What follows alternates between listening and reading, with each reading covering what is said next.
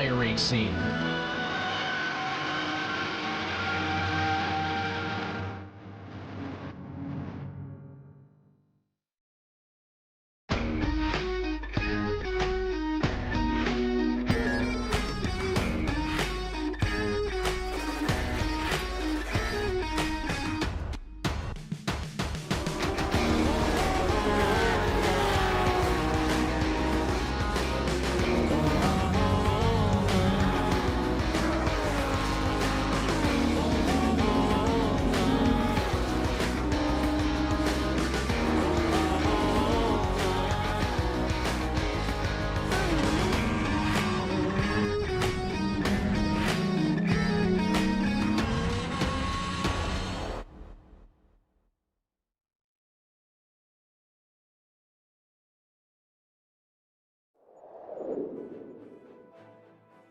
It's a return to home for the POC. One of California's most iconic tracks plays host tonight as we get ready to watch round 4 of the Porsche Owners Club Series. And you'll see it all live here on the Global SimRacing Channel. Hi, I'm Joe Peak, and with me in the booth is Alex Goldschmidt. Behind the scenes is our director, Daniel Costello, and he's using cameras provided by Dougie Beard. This track is definitely on the list if you made a pantheon of North American road courses. So why don't we take a closer look at it with our track guide to see if we can learn more about this classic venue. Welcome to Laguna Seca. Located just east of Monterey, California, it's hard to deny that this is one of the more scenic American road courses. It travels up and down a hillside which not only offers spectacular views, but one of racing's most iconic corners. Clocking in at 2.25 miles in length, 11 turns split up the current configuration. I say current because up until 1988, the track's layout was shockingly simple with a mere 9 dangerously fast corners. But despite becoming a much more technical track, this difficult nature was retained in its modern form. Turn 6 in particular places an emphasis on precision and daring with its tricky dip at the apex and narrow racing line. But the most well-known spot on the track is of course the corkscrew. Blind and kinked on entry, it then whips the driver through a chicane which drops you nearly 60 feet. It's earned a reputation worldwide for forcing even the most daring competitors to second-guess themselves. But there's honestly a refreshingly wide variety in types of corners, making it a perfect track for driver coaching and training. Elevation changes, differing cambers, and every sort of apex imaginable leaves seasoned veterans and newcomers alike spending hours trying to perfect a lap. With the track becoming popular for hosting IMSA, IndyCar, and MotoGP in its recent history, it also brings out lots of vintage racers due to the Monterey historics each year. Likely to remain a fixture on the American racing scene, this legendary circuit is almost always high on drivers' best of lists. Its history and its uniqueness are sure to delight all for years to come. Just incredible views around this place, and as you can see, not a lot of corners to it, not a very long track, only 2.2 miles in length, 11 turns, and it is difficult to pass because of that. There's just not that many long straights. Watch out for the Andretti hairpin turn 2, as that is one of the most popular spots to try and get the pass done. But there are danger zones. Turn 6, perhaps one of the most notorious of them, as well as, of course, the corkscrew. It is one of the most visually distinct corners that you'll find in all of the world, frankly, with the huge drop in elevation that it has, which continues all the way down through the corkscrew, through Rainy Curve, through turn 10, until you finally get back down to turn 11, which is another place where maybe you can get a pass done if you're ambitious. But it'll take some hard work. You'll have to be tricky to try and overtake other drivers, which will probably be a talking point during today's race. Before we get to that racing, let's talk about our sponsors, though, which includes Porsche. There is no substitute. Find out more at Porsche.com. And Top Gun Wealth, your retirement wingman. Contact them today for a complimentary financial review at TopGunWM.com. That's TopGunWM.com. So 3 races in now on the championship, and it's shaping up rather interesting. Jad Duncan has a win. He is leading. Dylan Scott is right behind him by a single point, but Dylan Scott hasn't won yet this season, which is perhaps the strangest thing out of all of this. He's been the champion the last 2 seasons, and yet he seems to be struggling to execute here so far in the second half of 2026. BJ Fulton finally getting his first win in more than a season's worth of racing, more than a couple years worth, actually. He is only 3 points behind as well. Dustin Heindel, who has 2 podiums to his name, is sitting only 9 points back. His consistency has really been his strength, but needs a little bit of speed if he wants to do much more in this championship. Marciniak and Isabel tied for 5th position, only see 4 points going back to Rondeau. And then it is extremely tight for 8th, 9th, and 10th, with Leclerc, Momeyer, and Watts split by a single point between the 3 of them. Now, if you have not watched this series before, let's go through some of the race details. As I alluded to, round 4 out of 12, and it is a 40-minute race. So still a bit of a sprint. However, they will have at least 1 pit stop, as they do not have enough fuel on the cars to get to the finish. The Porsche 911 Cup, of course, is our vehicle of choice, the new 992.2 that they're running here, that is seen racing in the Carrera Cup in the real world this year.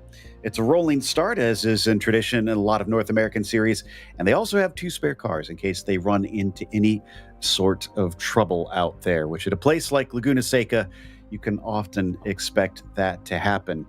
I'm joined, as I mentioned earlier, by Alex Goldschmidt. And Alex, here in qualifying, looks like Thomas Isabel has been the quickest for quite some time in this session, and he's got it by a handy 4/10 currently.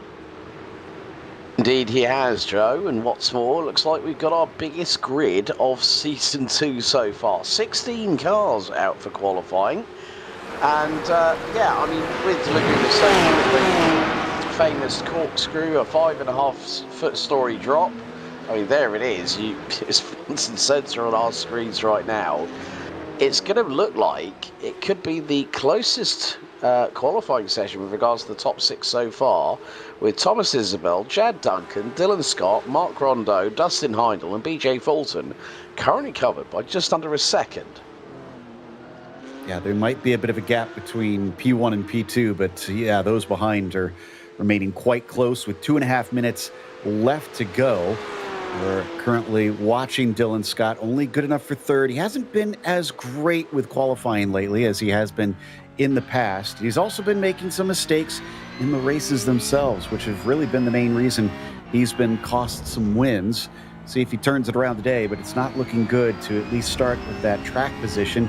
He's just started a new lap, and we'll see what this first sector looks like, as he should be finishing it here shortly, coming up to turn 5, and it's showing him as not improving on his personal best in that first sector. So this might not be the lap. No, you've always got to get that first sector dealt with rather nicely as they head now up the hill. And this is where it really gets tricky, because he's got Mark Rondeau on his back bumper going up towards turn 8 and 8A as they go down the hill.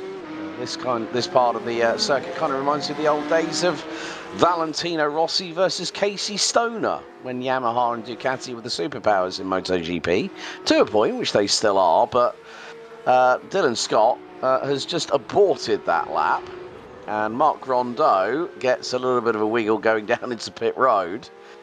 But yeah, I think that was a situation where Dylan Scott now, he's got to put it all on the line for this final lap, because they will have a chance once the checkered flag goes out. Alan Watts currently running P10 in the number 13. So yeah, this could be rather interesting. I mean, this is probably one of the shortest laps on our calendar for Season 2 here, Joe, as Alan Watts now makes his way down to the Andretti hairpin at turn 2. And it is really more the de facto turn 1, isn't it? Because turn 1 is just over a blind crest, down a little left-hand kink, and then on the anchors you go and you throw them out the back of the car. Pretty much all modern cars, it's flat out up and across there. It's, like I said, it's still very blind. It's very fast, so you got to be careful, especially if you see any yellow flags pop up. But turn 2 effectively becomes the first corner, with it being the first real braking zone that you get out here. You can see the drivers have certainly been tracking a lot of gravel and dirt onto the track, which actually isn't too unrealistic for this circuit. It's out in very deserty areas, and as you can see, the land is quite dry surrounding it, so you get a lot of dust and sand that do wind up on the track, and it winds up being quite low grip here. Yeah, it does, and that can be one of the factors that where your tyres might get that little bit dirty as the check-in is out. Chris Sidlow, very wide coming out of the final left-hander, parks it on the exit of the corner. BJ Fulton all the way down in 7th position because we've seen some big improvements at the moment. I mean, Mark Rondeau, he's on for his best qualifying session of the season so far. Currently P4 on a 1 minute 23.255. BJ Fulton to the line, 1:23.348, just puts him up to P6 outside of row 2, ahead of Chris Marciniak. Yeah, jumped up one position there with that final go, and he is our last driver that was able to complete a lap. Everybody else is done. So our grid is set, and like we heard Alex mention, definitely our biggest grid we've had so far this season at 16 cars showing up at one time. Should be a fun one, because if you're ever going to have a packed house, we keep talking about how short of a lap it is here. It could provide an interesting race once they start to catch up a lap traffic, Alex. Yeah, and it is also a driver's favourite. You know, Laguna Seca has always been popular, and to see 16 cars getting ready on the grid, that is going to be a wonderful sight when you have quite a lot of horsepower heading its way down to the Andretti hairpin for the first time for 40 minutes. And some of our fans who have been watching for some time may have noticed already that this is a newer version of Laguna Seca. So iRacing's had it since the very early days. In fact, I think it is one of the first tracks that came with the sim. But they have updated it within the last build. And so now it has a lot of the modern runoff that is there, and the repave that happened just a few years ago that gave us a lot of that runoff. But we'll see more of the track in a little bit. In the meantime, let's go through today's starting order. Thomas Isabel taking the pole over Jad Duncan. Dylan Scott going to be starting in third with Mark Rondeau on the outside of that second row. Dustin Heindel good enough for P5. We saw BJ Fulton late in the qualifying jump up to 6th, ahead of Chris Marciniak, who starts in 7th, with Leiden Rondeau. Mark's son is going to be starting in 8th. Alex? Yeah, then we turn the page. Adam Abrams and Alan Watts round out row 5, completing the top 10. Rob Leclerc and Chris Spates round out row 6, ahead of John Momeyer and Jim Garamani. Larry Haas and Chris Sidlow bring up the rear of the field. 16 cars, biggest grid of the season so far. And they're already getting gridded up for that rolling start. Going to be just beginning before turn 5, before they head up the hill to the higher part of the track. You talked about how big of a drop it is coming through the corkscrew, and having the opportunity to actually go there physically recently in the past couple of years. I can tell you that as much as you hear about it and you see the size of the drop, actually physically being there really drives it home. I can tell you that having witnessed and ridden on a golf cart going down it, you actually worry about tipping the thing over just riding down. I hate to think of that golf cart was overloaded, Joe, at the side when that happened. But, oh my God, it's kind of like you reminding me of going up or down places in golf carts. I went down the Goodwood Festival of Speed Hill in a golf cart. Luckily enough, I was sitting at the front of it. Not behind the wheel, thank goodness. Oh, that sounds like a dangerous thought on its own. So yeah, I know, it does. But pace car is out. Right. From one of our drivers, Rob Leclerc, in a 710. He is not showing on that grid, my friend. You're right. Interesting. So he's going to start from pit lane. I wonder if he's worried about maybe a bit of drama coming down into Andretti. That hairpin is known for having some accidents on the first lap, so could have been that. Could have been that he actually just missed the opportunity to grid up. Sometimes real life things happen that you have to step away from the computer, and you only get so much time in the sim before it says, all right, you're starting from pit lane. You've missed the clock. And we won't know which unless we potentially get to talk to him later. For now, we turn our attention to the start because Thomas Isabel has been freed from the pace car. He now controls the field coming up towards the start-finish line. It is a little bit of a wait here until you get that green flag from Barney up at the stands. But there it is. Green flag is out, and we are underway. Decent start from Isabel. Very good start from Dylan Scott, who's already going up the inside of Jad Duncan. Problem is, he's boxed in as they come down into the braking of the Andretti hairpin. Has no place to take his speed. 2x2 from much of the field. So far, so good, and it looks like we managed to get out of it. No, someone's gone off, and I think that's Alan Watts. Yeah, he was exit stage right, and I think that car's just hit the barriers, and the back left has taken the brunt of the impact as soon as he accelerated. But Dylan Scott, despite being boxed in at the Andretti hairpin show, managed to get through on Jad Duncan. Mark Rondo and BJ Fulton round out the top 5. And there's our resident cookie monster, Dustin Heindel, as they go up towards turn 6 for the first time. But yeah, Alan Watts already has had a big old drama, and that's not what you want. I'm wondering if he got a little bit of an assistance there as we ride on board with BJ Fulton, now up into P5. So on the start, he got through on Dustin Heindel. He's charging down the hill as they go through into Rainey's. And this is going to be quite interesting to see how far he can push the envelope as, again, Dylan Scott really getting onto the back bumper of Thomas Isabel as we head through into turn 11 to complete the opening lap. The Aussie right on the back of the number 5. You're right. He may not have managed the qualifying pace, but his race pace in these early laps certainly looks good. He didn't quite get the launch off the corner. I almost wonder if he had to wait a little bit to get down on the gas coming off of that final hairpin. He was so close to that black number 5. Different lines between the pair of them as they went through the Andretti hairpin, but it does look like Scott is regaining some of the lost ground. We turn our attention back to Heindel, who is 3 wide. Marciniak is going to have to actually get off the gas. Oh, and a little bit of contact between Rondeau and Heindel. Heindel just scraped through there by the seat of his pants on that one. He was so lucky he didn't get turned. But around this track here at Laguna Seca, folks, if we want overtaking, we're going to get plenty of it tonight. And Dustin Heindel just showed how finite those margins are. Just about measured it perfectly over Leiden.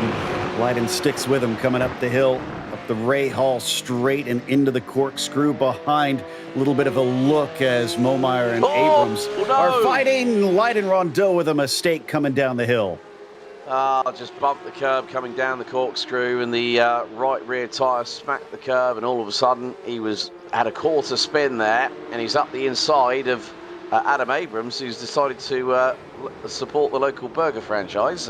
If you know In and Out, you know what it's about. There we go. Right, out of the final corner, Rondeau still side by side with Adam Abrams and gets the side draft. Jad Duncan, in the meantime, P3, fastest lap of the race, a 1:24.050. But Leiden Rondeau, Chris Sidlow's lost it coming out of the final corner in the number 8. Facing the wrong way. Didn't see much of the way of damage on the car, so maybe he got away with it without actually hitting the wall. There was a bit more contact between Leiden Rondeau and Adam Abrams down the main straight, and Abrams had to really get out of the throttle so that he didn't become a major accident up and over turn 1. Dylan Scott, though, is still hanging on to Isabel, but look behind him. Jad Duncan is about the same distance behind.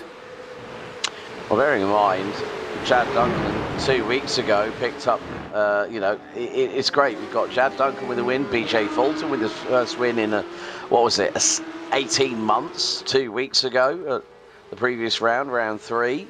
So Jad Duncan, it's more the case of can Dylan Scott finally break his lack of a win streak, so to speak here. And this could be the opportune time for him, Joe. But it's just dependent, as we have seen. Dylan Scott has been really, really quick in the first stint. Then we get to stint 2, and then we've had it before, where he's he's just not quite been there. But Dustin Heindel now goes fastest of anybody, 1:23.440. But Dylan Scott, he's not concentrating on fastest laps. He's concentrating on getting past the man in front of him, Thomas Isabel, who was still by about 0.3 of a second holding on to that race lead. And it's been such an action-packed first 5 minutes, Joe. I think the most action-packed we've seen a race so far here in Season 2. Certainly it's started with a bang, and as we watch Scott come out of turn 5, didn't quite get the exit that Isabel did. Doesn't lose too much time. What about turn 6? So precise through there. Both of them just glancing that inside curve. But again, it looks like Thomas Isabel maybe just a bit better coming off the corner exits of these medium speed turns. What about the slow corners, such as the corkscrew? You can hear the engine want to try and get going as he maybe gets on the throttle a little too early there, Dylan Scott, but he's fallen back now, a couple more car lengths behind Thomas Isabel. He'll have to try again later. Yeah, one of the things is that through the corkscrew, the back axle can be slightly imbalanced. Did you see that wobble there from Dylan Scott going through the final corner? It looked like the car wanted to understeer right rather than turning left, but coming down the hill, you could hear the over rev of the flat 6-boxer engine for Dylan Scott because one of the wheels was spinning a little bit too much more than the other side. So thereby, you're not getting the true purchase of full traction coming down the corkscrew. It is one of those parts of the circuit that really can unsettle the car. Having a well-balanced car and knowing exactly where to place it through there, key to being quick around this track. Dustin Heindel versus BJ Fulton. This is for 5th place.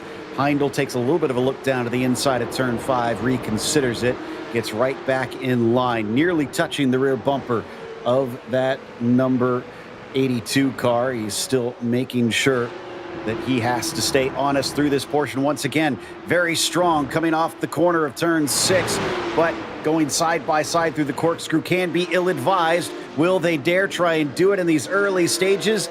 Almost, but Dustin Heindel actually makes the pass. Round the outside, doing the old Slim Shady, but going through into Rainey's now. BJ Fulton has the outside line into turn 10, but Dustin Heindel with one of the moves of the season so far. And the good thing was, BJ Fulton is one of those characters that will make sure you have racing room to facilitate a move. But down the start-finish stretch, Fulton trying to go around to the outside as Jad Duncan, you fastest lap of the race. Dustin Heindel into the Andretti hairpin, still has the inside line, but it's going to open up for the right-hand side of the track to become the inside line. But Dustin Heindel finally through turn 2, Andretti hairpin, gets the move that started at turn 10, at turn 8A at the top of the corkscrew, finally gets through for 5th. Great exchange between these two. And I have to agree with what you pointed out earlier. If anybody wants advice on passing at Laguna Seca, go to Dustin Heindel, because it's hard to get by people here, and we've already seen him make a couple brilliant moves. Will we get another one, as Dylan Scott has been trying his best, but has not been able to make Isabel crack quite yet. They'll come across the crest and plunge down from the highest point on the track here. Definitely taking a bit of different line, so he is experimenting compared to Isabel. Yeah, but there is also that potential, Joe, let's not forget, of overdriving the car, and especially too early in the race, because that can put you at a slight disadvantage, because what's happening now, it's becoming a 3-horse race for the front of the field, because Isabel, Scott and Duncan covered over the line after lap 7, now 0.8 of a second, and Duncan puts in a 23.140. So that is the new fastest lap of the race. We've had multiple different drivers take the fastest lap so far in the opening just over 8.5 minutes, but you can see now that Jad Duncan losing a little bit of time to Dylan Scott, who is giving himself the hurry up. And they're going to go through into turn 6 up the hill here now. And he's going to be right up close. So he's in that slipstream window. So underneath the VP Fuels bridge. Into turn 7. Up through the Rahal straight they go. This is going to be a pretty big dogfight at the sharp end of the field, because the distance between Jad Duncan and fourth place driver Mark Rondeau, looking for his best finish of the series so far in P4, is 4.1 seconds behind this battle. So it seems like everyone else is battling for the scraps. These three are battling for the victory. But they've been at a stalemate since the beginning of this race. We're 10 minutes in, so a quarter of the way through. There is that pit stop to consider a little bit later on. We're going to check back in farther down the field to Adam Abrams once again. Not only did Leiden Rondeau get through, looks like John Momeyer made a pass while we weren't watching. Thomas Isabel takes the fastest lap once again, a 22.8 that he has cut it down to. Things getting very quick up at the front. So it looks like that's not just them biding their time. They are pushing up in that battle between the three for the lead. In the meantime, Momeyer, who is the hardest charger so far, actually, up 3, trying to make sure it stays at 3 as he remains ahead of the 704. Yeah, and at one point he was up 4 spots. I think he was actually past Leiden Rondeau, but John is he's got Adam Abrams right with him. So this is the battle for P9.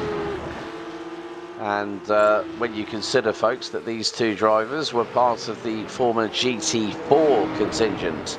So now that we've, and I think now that we've got nearly the best part of a season and a half under everyone's belts with these new 992.2 Cup cars, they're really getting into the handle of how the cars can sort of, work towards their driving styles and get them set up in the right way. But meantime, Dylan Scott has lost a big chunk of time. He's a second down. He lost 0.6 in the middle sector, Joe, and that's quite important. But he claws a tenth of it back.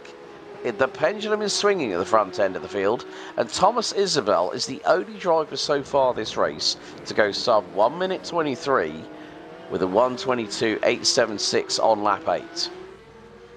That's a good point. Yeah, his good laps, I think, so good that it's helped him out a lot in this whole battle as we check back in with the pair of them, and it is definitely farther apart than what we saw earlier. So maybe Scott is finally backing off just a little bit. His last lap time about 0.4 off of his best so far. And as you mentioned, you have to watch out for your equipment. Was that a mistake from Isabel, though? That looked a bit wide. Yeah, that was heading through into turn 7, it looks like. So again, the pendulum does swing. You've got to be very much on your marks here at Laguna Seca. And now Isabel starting to stride that advantage out, but they've got we've got Rob Leclerc, who has been in the pits now. They're coming up to lap traffic. The first driver that they are going to come across there is Chris Sidlow up in front. Alan Watts has dived into the pits, so that'll be a good one for the number 13. It may have been due to damage of some sort, because I'm showing him he disappeared from my timing and scoring, which usually implies that he has disconnected. I can see now. So it looks like there may have been something that we did not see that has ended his day prematurely. Now, granted, he could have pulled it in and taken his spare car, but maybe it's just proving a little bit too difficult, as this is honestly a very tough track. Meanwhile, Abrams going to put one over on Momeyer, potentially. Momeyer's got the inside, coming down to Andretti. If you can just hold out here, it's usually tough to complete the pass the long way around to this double apexer, but Abrams is hanging tough, and that's going to gift him the inside to turn 3, which still doesn't completely get the job done. They're going to remain side by side all the way down to 4. Fast right-hander, this one, but they still don't give up, and both are going wheel to wheel now for 3 straight corners. Coming up to the braking for turn 5, deeper for John Momeyer, and he successfully defends. Kind of reminds me of Timo Glock versus Gary Paffett Hockenheim DTM 2018. So again, just showcasing how these drivers are really starting to get on. Here's the replay with Alan Watts. So he comes through the Andretti hairpin. The back end steps out to the right-hand side on the rear of it. And then it's going to be possibly here through turn 3. Oh, over rotates, and that car, well, it misses the barriers. He stops it on a 6th, but unfortunately, think Alan might have just decided, you know what, Laguna's not for me. I'm going to wait another couple of weeks and get back out on track. Meantime, here is our resident cookie monster, Dustin Heindel, currently showing it. And he has had an incident as well, the 117 in the Chips Ahoy machine. So we are seeing a couple of drivers making some big mistakes as we are 15 minutes of the way through the race here. And let's have a look at the GSRC replay involving Dustin Heindel. So he was trying to catch and get through on Mark Rondeau for P4. It's going to be underneath here. Oh, that car goes exit stage right, back end steps out. And this... Oh, that's a big old spin, and BJ Fulton just misses the rear panel of that car. Whoa. And, oh, well played, Leiden Rondo. Well played. Left hand down on the steering wheel. But, well, that just goes to show you push too hard, especially in those left-handers. And that would have been coming through, I think, turn number 6 or 7, where it's got that, yeah, coming through 6. And it's that compression, it's that little hidden nuance of a dip there. And if you hit that too hard, well, that could be it, game over. It nearly was for Dustin Heindel. But now he's lost a big amount of time. He's 7.8 seconds behind Leiden Rondo, currently running out, the top 7. But Thomas Isabel, again, still holding on to that race lead. 16 minutes completed, 24 to go. But it's going to be the case of now, who is going to go deepest into this first stint? And normally when we mention about fuel strategy, it's normally the man in P5 we talk about, BJ Fulton. Exactly. Here he is on screen with an incredible evasive maneuver coming around and avoiding Dustin Heindel earlier through this corner. Still manages to hold on to Mark Rondeau and in the top 5 thanks to that mistake. As we saw also, Leiden Rondo got moved up to 7th because of the error. Well, back down the hill between the pair of them. Not going to be close enough this time to try and make the pass. We're getting close to about halfway. We do sometimes see some drivers pit at that halfway point, but you're going to see most of them maybe go a little bit later. And, well, BJ Fulton is going to do the opposite of what we usually expect out of him. Yeah, that is quite an interesting development. That normally we'll see BJ Fulton be one of the last to pit, but maybe he's decided, let's throw the 3000 IQ strats in and see what happens. And he comes in early with 17 minutes on the ticker left to go. So this could be an interesting one. Maybe higher fuel might be the way to go here at Laguna Seca, because it's going to help with the center of gravity. It's going to be more weight on the axle of the chassis of the car, which then hunkers it down. And you really need that lower center of gravity to have a good run here at Laguna Seca, as BJ Fulton will come out at just after the Andretti hairpin. Oh dear, as that's car 8, Chris Sidlow getting in the way of John Momayer.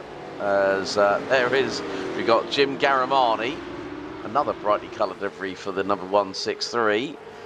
And look at this, it's holding up some of these guys, and now that's going to give BJ Fulton a potential for a good couple of passes. Gets through on Garamani, now has Adam Abrams in the 704 in and out liveried car, as Chris Sidlow runs wide out of turn 6 now. Well, it's now out of turn 5 into turn 6. Fulton gets through, Garamani tags the back of Sidlow, and who is that? That's Momayer off, and he's collided into Adam Abrams. Oh no. Well, it was good news for BJ Fulton, though. I was just thinking he needs to clear these cars quickly, or else he's going to start losing time in the offset with the pit stops with his rivals. So he is at least able to look forward, but unfortunately, 2 quick drivers that were giving us some great battles found themselves off by the side of the track, which is not uncommon at turn 6 here. That is a tricky corner. Let's see how it happened. It almost looked like it was well after the corner, though. I wonder if there was a bit of side-by-side and some miscommunication here. Well, they're going to go through, and that's where John's lost it. Oh, straight into the path. And unfortunately, Adam Abrams nowhere to go. And the right... Oh, my days. That is a big, big hit against the tyre barriers. The right front of John Momeyer's car had already being cambered in at the bottom. Well, it was more like there was 3 wheels on that wagon, but it was just the fact that John Momayer just lost it coming through up the run through into the corkscrew. He's managed to drag the car back to pit lane. Well played, John Momayer, in the number 6 car, but that right front had seen better days, but it's just the way he speared across the track into Adam Abrams. Adam had nowhere to go, and bang, it was all over when he smacked the tyre barrier at big speed. Turned that thing in a bit of a milkshake, unfortunately, as that's going to cost him some time sitting and waiting for the tow to finish before he can even take the free repair and get back out on track. Likely, I expect he'll take his fuel before he returns. Might as well in this situation since you're within the pit window. Chad Duncan, though, is not as close as we saw to Dylan Scott. It almost felt like Dylan was falling off of Isabel for a bit, back into the clutches of the 83, but we have not been seeing this dark green car remain as close to the Australian in these last couple of laps. I think also with the few incidents that we've actually seen coming out of turn 7 onto the Rahal straight, Joe, there's been gravel that has been coming across the track, so it's been dirting the tyres, and a circuit where you've got so much change of direction through, and that's also hurting the tyres a little bit in terms of the sidewall momentum. You know, the tyres are being tortured left to right going through the corners, and when you get gravel thrown on the circuit, well, that means your grip is not going to be at its optimum. And for these drivers, maintaining that grip, being the most efficient through the corner is most important. The 7 with a big moment. That's Chris Spates, who thankfully does not make it to the wall.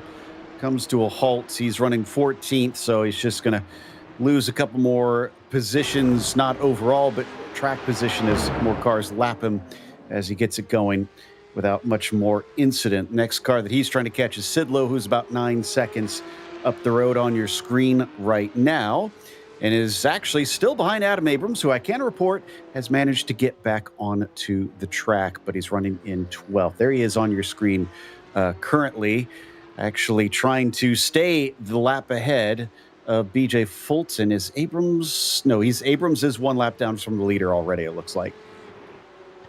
Yeah. So, but obviously with all the drama that happened in front of BJ Fulton, well, BJ Fulton now up into P8. And let's not forget this, he's the highest out of our drivers so far, folks, tonight, that has pitted so far. And his pit stop, I'm wondering whether because of deciding to pit earlier, he's had to put less fuel in the car. So he was stationary for just under 9 seconds. 32.1 was his total transfer time from pit lane entry to pit lane exit. So this could be rather a case of seeing how far he can make that fuel tank last. But then it's also dependent on when Thomas Isabel pits. New fastest lap of the race has been posted, and it is by the man in second, the Aussie Dylan Scott, 1:22.850. The top 2 are the only 2 drivers that have gone sub a 1:23, as Lydon Rondeau has a big moment, and that was coming down. That was coming out of the Andretti hairpin, it looks like.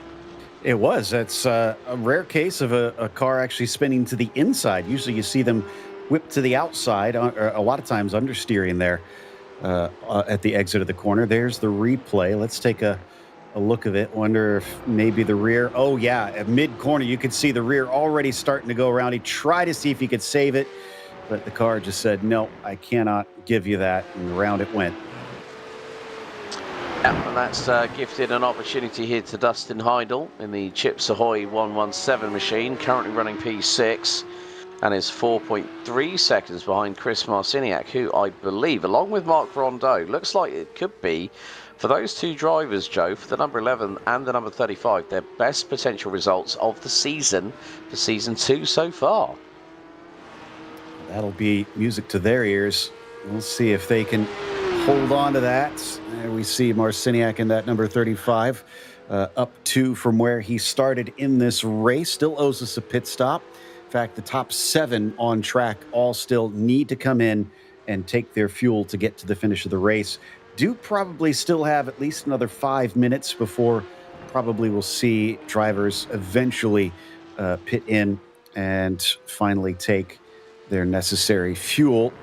But with them separating up in that battle that we were watching in the top three, it's looking less and less likely that someone will be able to leapfrog in those pit stops, because usually you're dealing with the pit stops of everybody being within roughly 2 seconds. So getting a second and a half to 2 seconds over your rival is looking less and less likely. And also they'll be keeping a keen eye on their heads-up displays and seeing what fuel usage they're using per lap. Larry Haas now jumps into pit road. There's Chris Sidlow, who's got the car up on the air jacks, it looks like. So that car is going to be spending a little bit more time. Maybe he's decided, well, let's just put a fresh set of boots on it. And we got a black flag for Chris Spates. That means that is going to be a penalty served in pit lane. Oh no, it might not be. It might be, if that's for speeding in the pit lane. He lights up the 11s, does a burnout in the pit road as Chris Marciniak tries to find his marks. I think Chris was wondering, what on earth is going on here? But it just goes to show when drivers come in that we haven't seen before. I think this is the first time we've seen both Chris Spates and Chris Sidlow this season. Well, not even in the last season and a half. Chris Marciniak, 10.5 seconds stationary in pit lane, so it's decided to put an additional couple of litres of fuel or so in the gas tank, so maybe that might help him in the longer run. But that means that all the way from first to sixth, which is from Thomas Isabel to Lydon Rondeau, they still have yet to pit, with 13 3/4 minutes left to go on the ticker. And you can see how tricky it is trying to get out of that pit lane. Both pit entry and pit exit are pretty difficult here and can catch drivers out. I've seen even in real world professionals wind up slamming into the barriers on their way in. Dylan Scott, though, is the first to blink amongst the top three to come in for fuel with about 13 minutes left on the clock. That'll promote Duncan up to P2. Mark Rondeau joins Dylan down on pit lane. So fourth place also coming in. And this will really give us an indication of what their strategies will be as Chris Spates serves his drive-through penalty. Dylan Scott, 33.2 seconds, total pit stop time, 10.2 stationary on pit road. And now Mark Rondeau, he gets going level. Close with Fulton. Fulton's just coming up to pit exit now, and actually he just went by him. So BJ Fulton will wind up ahead of the 11 with that pit stop sequence. Sorry, go ahead. Yeah, well, Lydon Rondeau's just pitted as well. Just under 10.5 seconds stationary for the number 2 car, the son of Mark. So Lydon should be coming out in front of Jim Garamani by a comfortable margin. But now it's decision time between Messrs. Isabel, Duncan and Heindel. Isabel now comes in on what will effectively be lap 21 of this race. Jad Duncan comes in. What does Heindel do? That's the big question, because he was 19 seconds off Duncan when the number 83 came into pit lane. Does Dustin Heindel think he might have another lap of fuel in the gas tank? Well, that's going to be tough to do, considering how far Isabel and Duncan have gone in. Dylan Scott, Heindel comes into pit road, and now that means, right, 9.1 seconds. This is going to be a look at this. Dylan Scott's going to be at full racing speed, but there he is, to the outside, into the Andretti hairpin.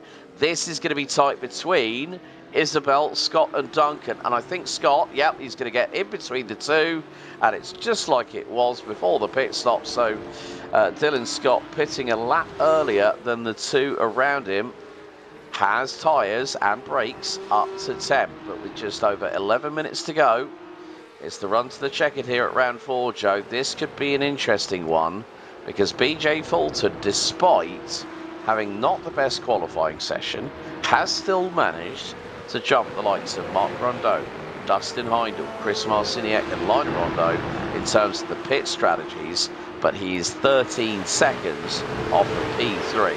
And even with 10 and 3/4 minutes to go until the checkered, that is a big, big mountain to climb. Yeah, for Dylan Scott, unfortunately, pit stops maybe just a bit off for him as he was a second slower than Isabel stationary and then half a second slower than Jad Duncan. That's why you saw him so much closer to the 83 coming off of the pit lane. But Thomas Isabel back here once again, trying to get another victory out there. I believe Thomas and Colby are interchangeable. We'll have to double check, as may have been just a different account last time out. Colby Isabel taking the opening victory this season. But once again, Dylan Scott looking like he's going to go winless for the first 4 races as it sits right now, unless something dramatic happens to Isabel or Dylan can start to turn it up compared to what we saw in the first 3/4 of this race.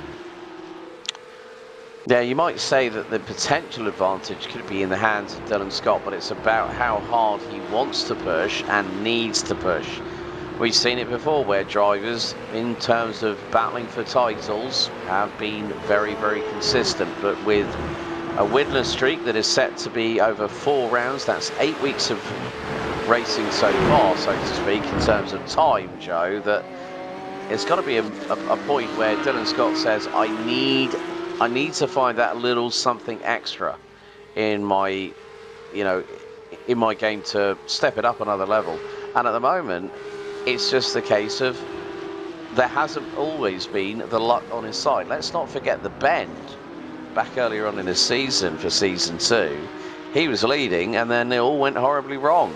So we have seen that even Dylan Scott is not completely infallible. Which has been rare to see in the past few seasons. In fact, I was double checking. If he doesn't win this one, it'll be the longest time that he's gone without a win since 2025 season 1.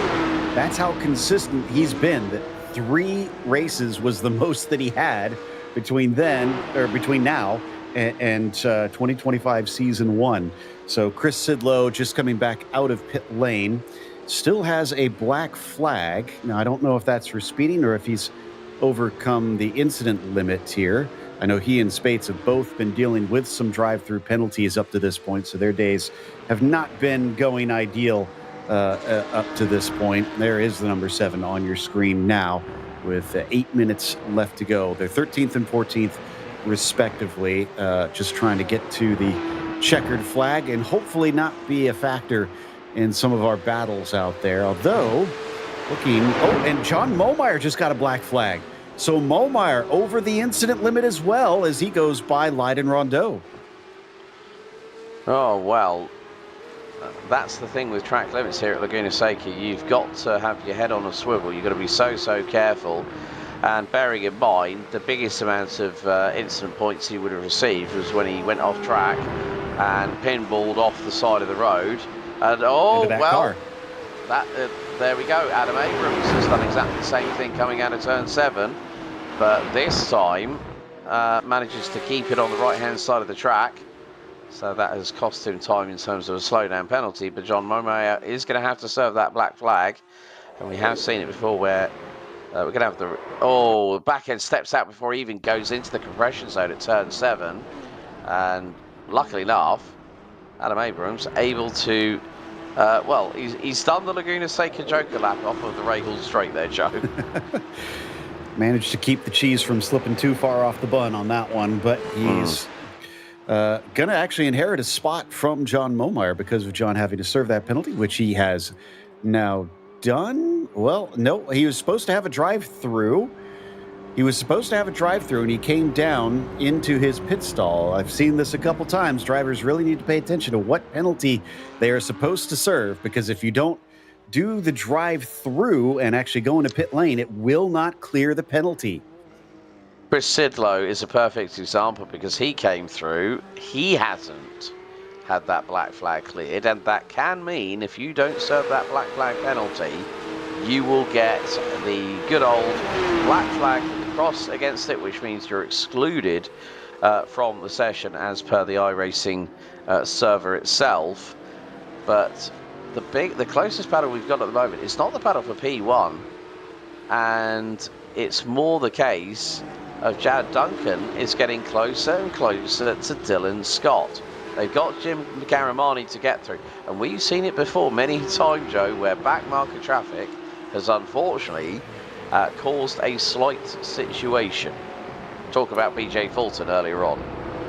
And this track does not lend itself well to getting out of the way of faster cars. Like I said, there's not a lot of long straights around here.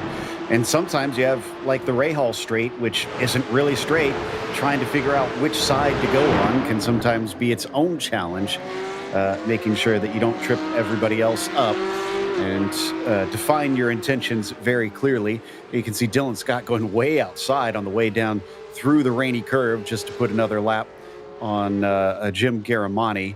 And John Momeyer, is he going to get it right this time and avoid his pit stall? Looks like he's got it figured out now. He's going to try and just do the drive-through. That should definitely clear it, and it does. So he is free to race without worry of getting that disqualification flag. Although he's coming out amongst the leaders, and we're hearing that Sidlow did fall victim to being disqualified, sadly. Yeah, so Chris unfortunately not serving the black flag in the correct manner. So that has now put us down to 13 runners and riders out of the 16 starters. Unfortunately, Rob Leclerc did not make it in time to the grid.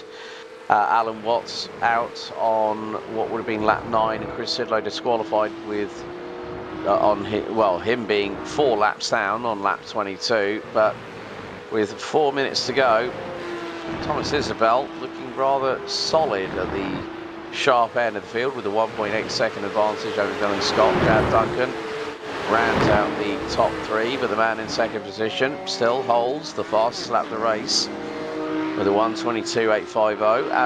And I can report the following, Joe Peak.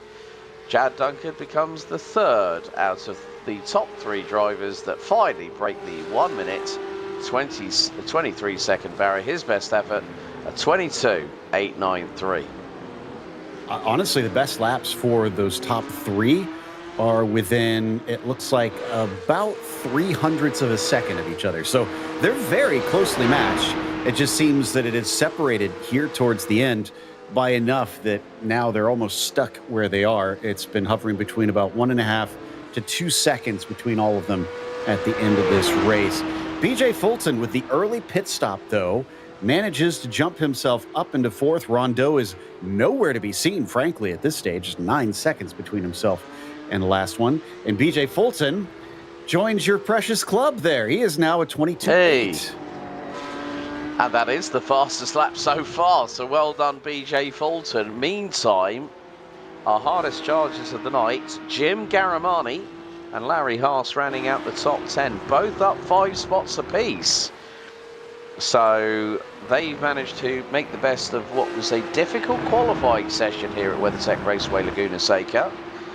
And it is the case that sometimes there are drivers that we have seen in battles before, but with the drivers being on the same machinery, we don't always get to see the battles that are unfolding a little bit further down the order. So both drivers, both up 5 spots apiece, and rounding out the top 10, that should score both Garamani and Haas points here at Laguna Seca. Yeah, I think this is one of those tracks where I know I enjoyed it because Thomas Isabel, who takes the fastest lap back there up at the top.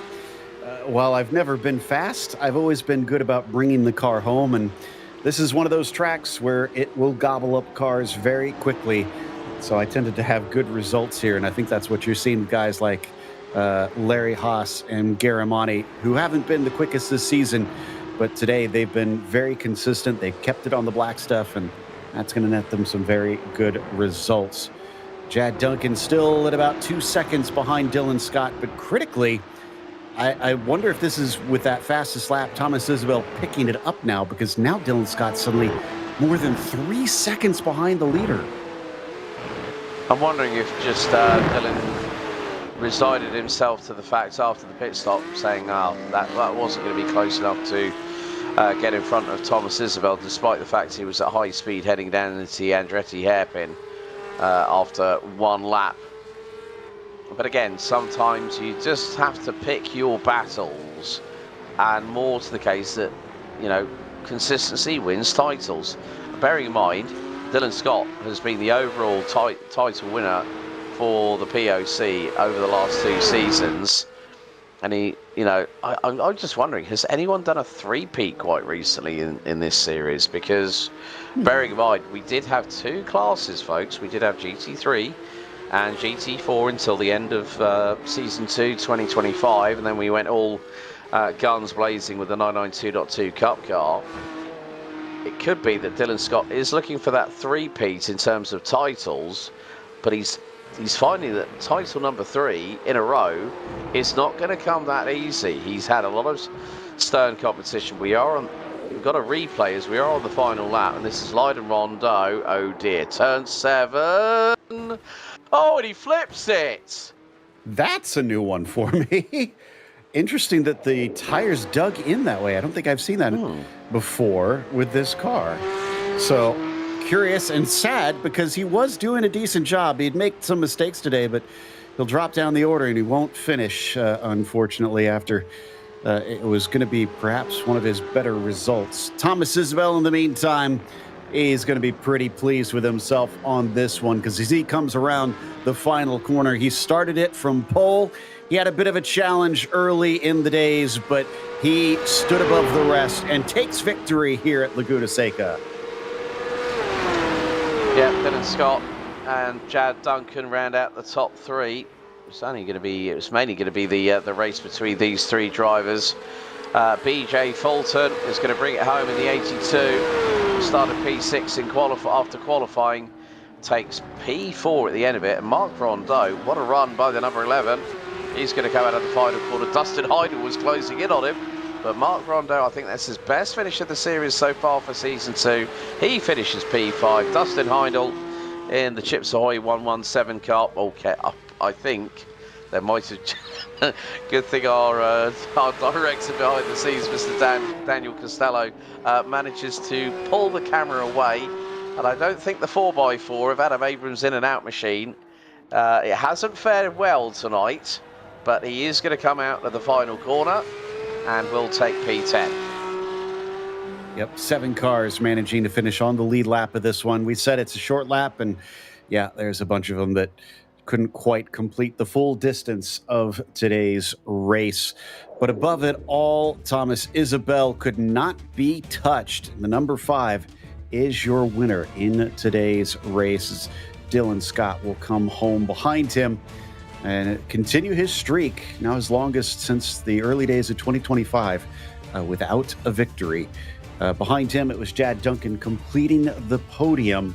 The good news for Dylan Scott, I believe that'll mean that he is now back to the championship lead since he finished ahead of Jad. BJ Fulton was in 4th, and Mark Rondeau in the top 5. Dustin Heindel, 6th place for him. Chris Marciniak was in 7th, and Jim Garamani finished in 8th. Then we turn the page, and Larry Haas rounds out the top 9 with Adam Abrams bringing the 704 machine across the line to complete the top 10.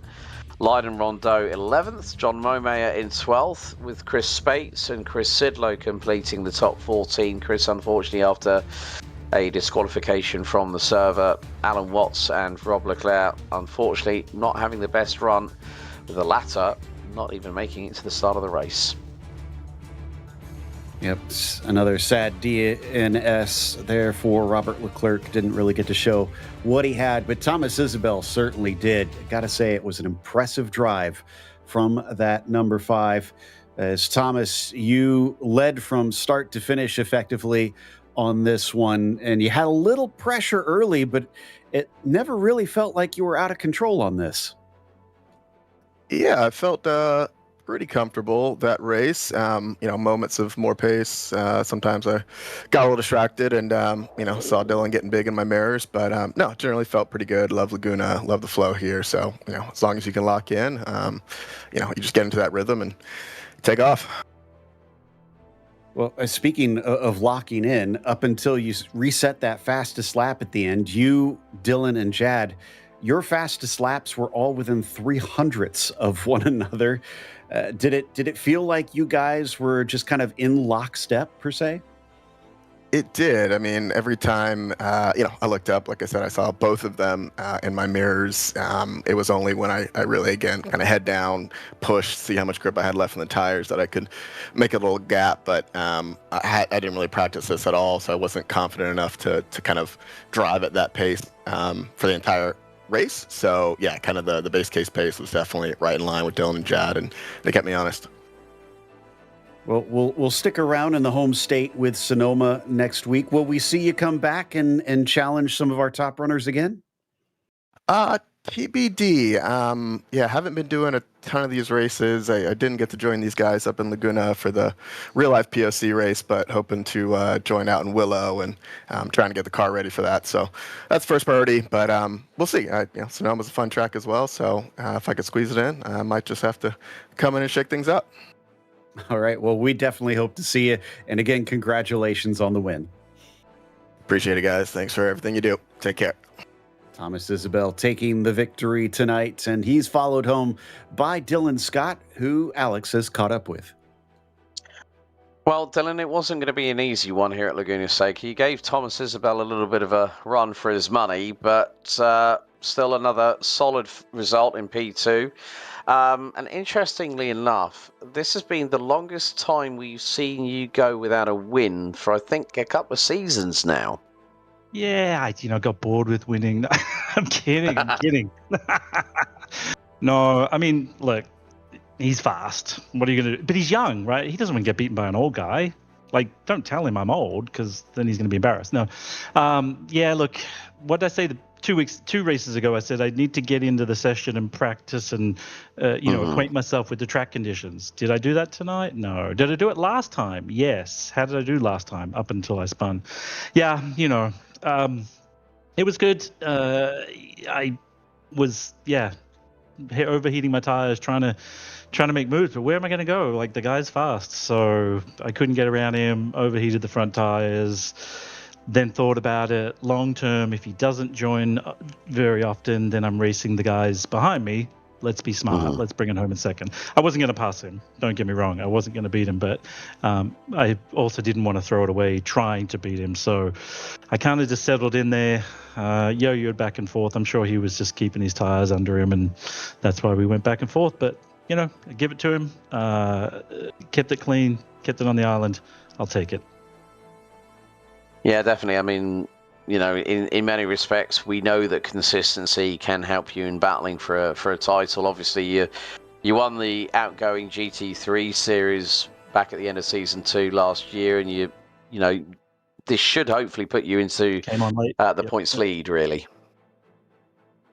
Yeah, that's, I'm playing the long game here. I mean, look at BJ, how close he was to, being in the title hunt, just keeping it on the podium every time. I can't make those silly mistakes at Daytona. Should have been a win. That was silly, right? So, I can't make silly mistakes. Better off bringing home seconds than spinning to 3rd, 4th, or 5th. So, trying to play smart. That's what happens when you get old, right? You start to do smart things. Apparently. That's what believe you me, that's what they say. That whenever it's a birthday that comes around, Dylan, it's always a year older. Maybe not necessarily a year the wiser, but still, it puts you in a very good place going into round 5 in a couple of weeks' time. So, well done on the second place finish, mate. Appreciate it. Thank you, GSRC, POC, and my kids, Nico, Luca, Aurora. I love you guys. Thank you. Well, that was second place, Dylan Scott. And I was going to say, I think myself and many others missed the memo on getting smarter parts as we get older. But touche on that one, Joe. Yeah. But regardless, we are thankful for everybody that has come and joined us once again. And big thank you to the community for joining us on the broadcast. Thanks to our sponsors as well, Porsche, there is no substitute, and Top Gun Wealth, your retirement wingman. Head to topgunwm.com. Thanks to the team today, Alex, Daniel, and Dougie. Make sure to subscribe to our YouTube channel so you don't miss a moment. The next time, as we talked about, it's going to be at Sonoma. and it's going to be another important one for drivers that want a home victory in this series. But that's not the only thing that we cover here on the channel. We also have the Skip Barber Sim series going to one of my favorites, Rootscogan, here on the Sim. And be sure to check out that as well as all of our other broadcasts that we have listed on the screen. Until next time, race clean, race hard. We'll see you on the track.